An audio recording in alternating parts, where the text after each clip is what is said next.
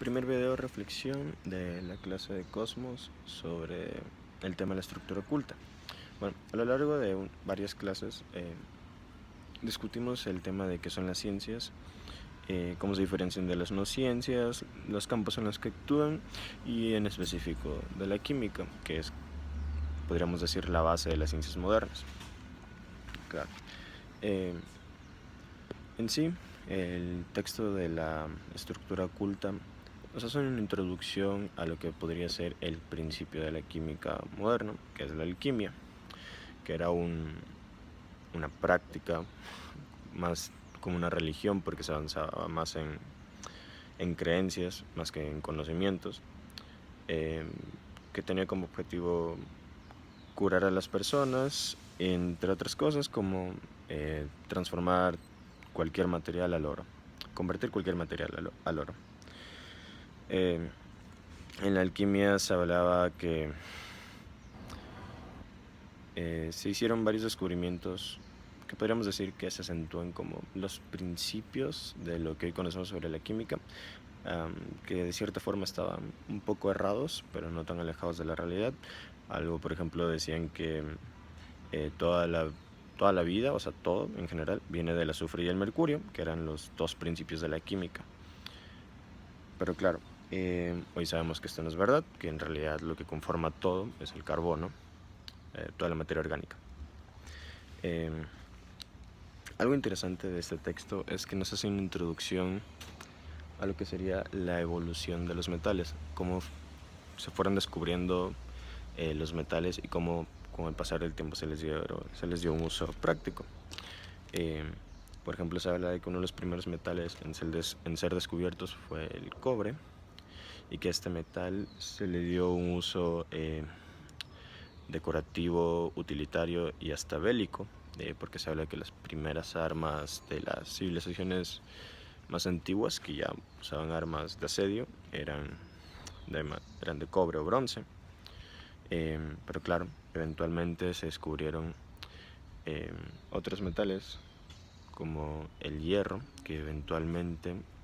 con la práctica y la experimentación fue transformado en acero mediante la forja y otros procesos. Y esto es algo curioso porque nos va a hacer una introducción a cuál es el punto clave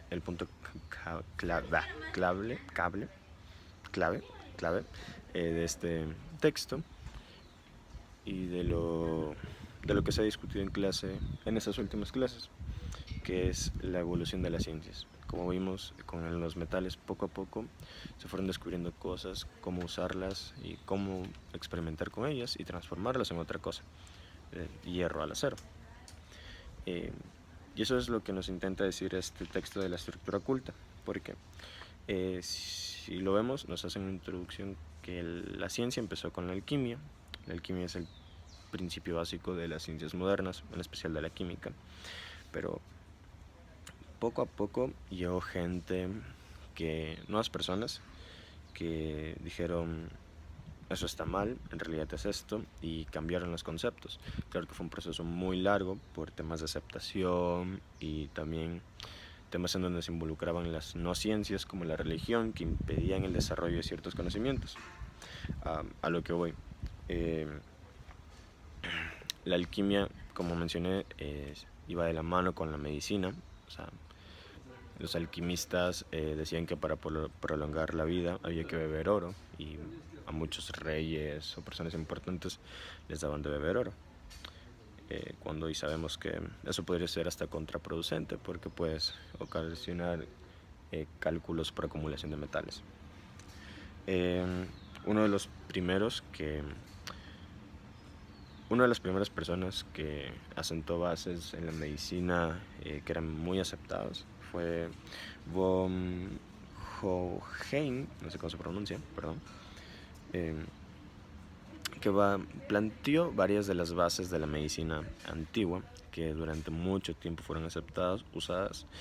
y que hoy sabemos que estaban relativamente equivocadas porque no eran efectivas. Se basaban en la especulación que en la razón, cuando sabemos que una ciencia tiene que tener una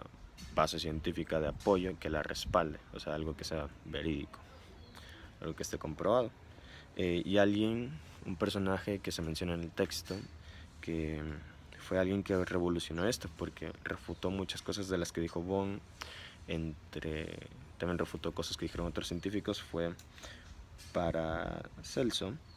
que cambió conceptos e instauró nuevas bases para la práctica de la medicina. Una de las más importantes que hasta el día de hoy se usa es el primero, establecer un diagnóstico, es decir, qué es lo que le sucede a esta persona, para decir tiene tal cosa, tal enfermedad, y proceder a un tratamiento efectivo. Asimismo, con el pasar del tiempo vinieron otras personas que revolucionaron y cambiaron los conceptos de algunas ciencias, ya sean ciencias biológicas, química, etc., como Martín Lutero, Nicolás Copérnico, John Dalton. Y aquí entramos a algo muy importante, que es el descubrimiento del átomo. Como sabemos, como se discutió en la primera clase, en la segunda clase, ya se existía la palabra átomo desde la antigua Grecia, pero no se le había dado un uso práctico, o sea, no había un concepto que abarcara la palabra átomo, solo se sabía que era una unidad. Con el descubrimiento del átomo surgió la química moderna, que es la base de todas las ciencias actuales,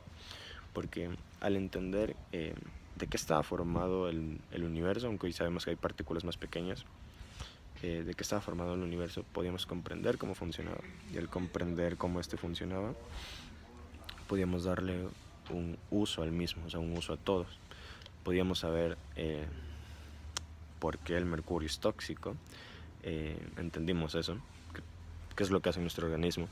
entendimos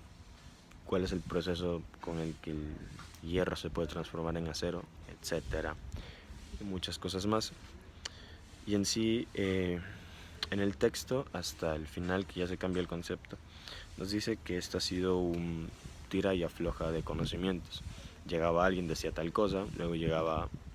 otra persona y decía, no, tú estás mal, nada que ver. Pero hoy sabemos que, a pesar de que muchas veces nos dicen que las ciencias son una verdad absoluta, que está establecida en leyes, de hecho uno de los conceptos de leyes que suele aparecer en varios libros es que una ley científica es una verdad absoluta e irrefutable, cuando hoy sabemos que eso no es verdad. En sí, una ley sí es una verdad comprobada, pero no es absoluta, porque puede llegar a evolucionar. Hace muchos años se especulaba que el átomo era la unidad más pequeña del universo, y hoy sabemos que no, entre muchas otras cosas. Entonces, a lo que se quiere llegar, y sería lo que nos deja esta lectura y todas estas clases, es que las ciencias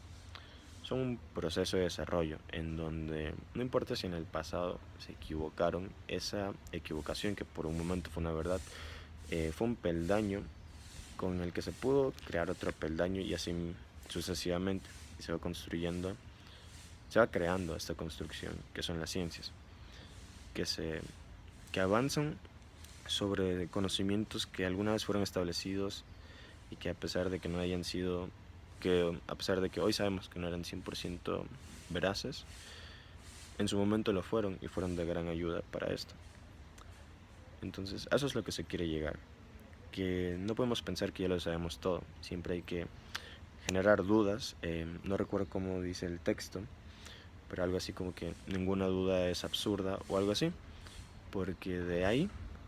puede surgir algo grande, un nuevo conocimiento. Entonces, no hay que dar por hecho de que ya todo está sentado y que todo lo que nos dicen ya es así y nos tenemos que quedar con eso, ¿no? Por eso siempre hay que estar generando dudas para generar un nuevo conocimiento, evolucionar las ciencias,